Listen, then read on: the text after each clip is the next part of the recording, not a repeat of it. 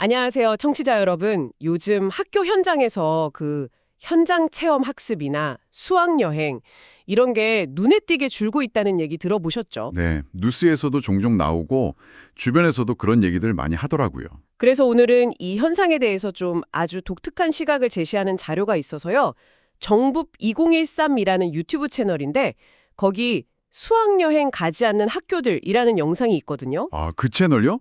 근데 좀 특별한 관점을 제시하는 것으로 알고 있습니다. 네, 맞아요. 그래서 오늘 이걸 같이 한번 깊이 들여다볼까 합니다. 좋습니다. 어떤 내용인지 궁금하네요. 보통 이 문제를 얘기할 때 그 2022년에 속초에서 좀 안타까운 사고가 있었잖아요. 네, 기억납니다. 초등학생 사고였죠. 네, 그 이후로 아무래도 인솔하시는 교사분들 법적 책임 부담이 확 커졌죠. 뭐 그러면서 이제 좀 위축되기 시작했다. 이게 일반적인 시각이고요. 그렇죠. 교사들 입장에서는 정말 부담스러울 수밖에 없는 상황이죠. 만약에 사고라도 나면 어휴. 맞아요.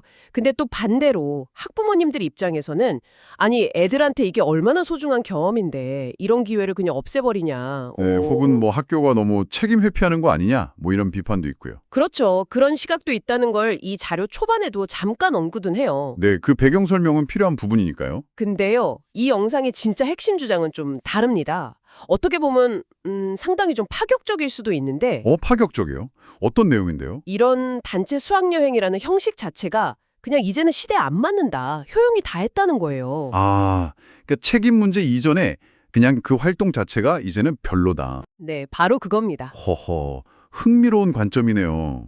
네, 그 영상에 나오는 분, 뭐 스승님이라고 지칭되던데 아주 단호하게 얘기해요. 수학여행 다닐 때가 지났다. 이렇게요. 아, 그렇게 딱 잘라서 말하는군요. 네, 그 이유로 드는데 투입하는 시간이나 뭐 노력 이런 거에 비해서 애들이 실제로 얻는 교육적 효과가 별로 없다는 거죠. 공들이는 만큼 없는 게 없다. 네, 딱 그런 표현을 써요. 공을 들이는 만큼 얻는 게 없어요. 이렇게요. 와, 이건 정말 교사 책임론하고는 완전히 다른 얘기네요. 그렇죠. 활동 자체의 어떤 근본적인 가치에 물음표를 던지는 거죠. 영상에서 보니까 요즘 학교에 운동장 없어지는 거랑 비슷하다 이런 비유도 하더라고요. 맞아요. 운동장을 많이 없애죠. 그거나 똑같은 거죠. 뭐 이런 식으로요.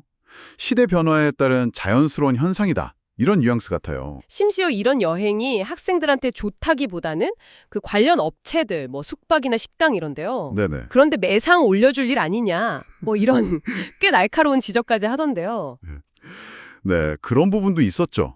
어떻게 보면 좀 본질을 꿰뚫는 이야기일 수도 있고요. 특히 그 사고에 대한 해석이 좀 독특했어요.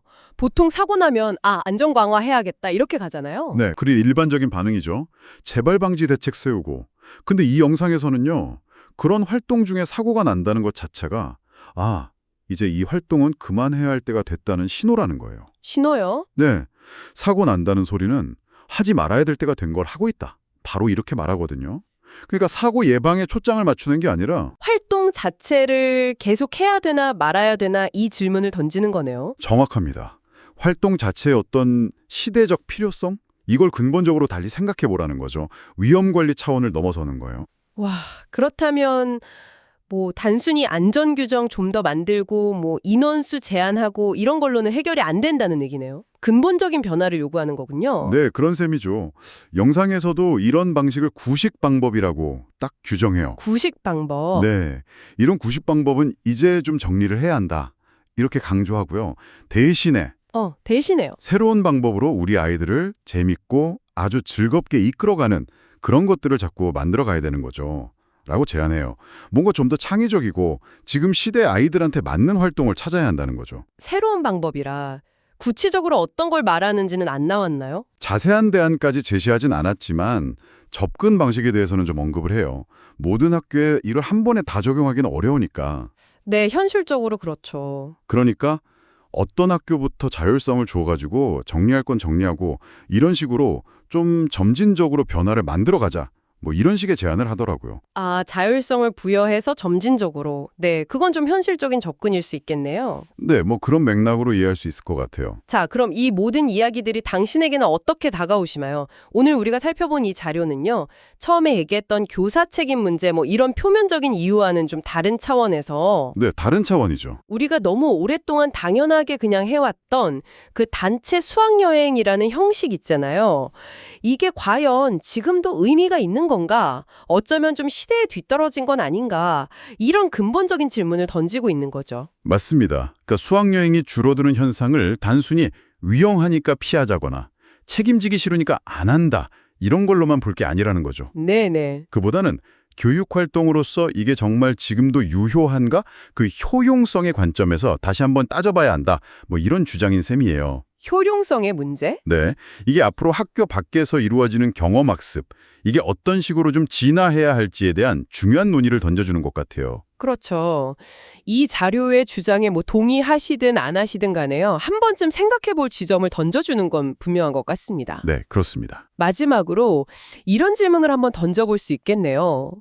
만약 정말 이 영상의 주장처럼 그냥 틀에 박힌 대로 단체로 우르르 몰려가서 정해진 코스 도는 그런 전통적인 수학여행이 이제는 최선이 아니라면요. 네, 아니라면? 단순히 장소를 옮겨 다니는 걸 넘어서 오늘날 우리 학생들의 배움과 성장을 정말로 풍요롭게 할 수 있는 그런 새로운 형태의 현장 경험이란 과연 뭘까요? 아, 정말 중요한 질문이네요. 네.